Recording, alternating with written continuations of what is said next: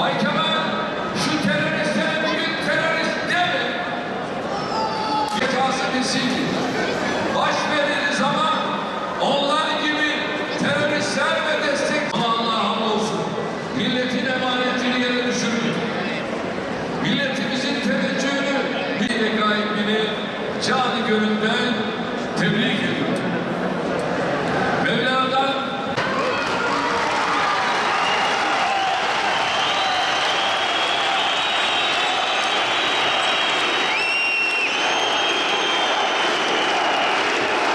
Akçakale'den Ahmet Büyükler Bey'le Saadet Partisi'nden ayrılarak Büyük Parti ailesine katıldılar.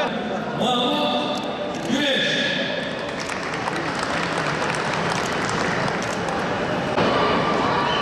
Parti sözcümüz Ömer Çelik.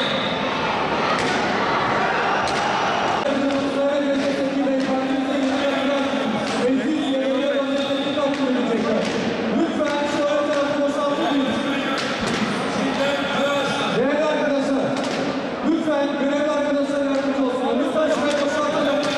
Kongremiz devam ediyor. Evet arkadaşlar. Lütfen hızlı bir şekilde boşaltalım. Kongremiz devam ediyor. Genel Başkan Yardımcımız Sayın Mehmet Özası'nın ve milletvekillerimiz.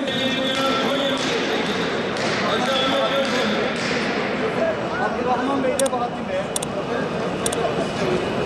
Geçmiş dönem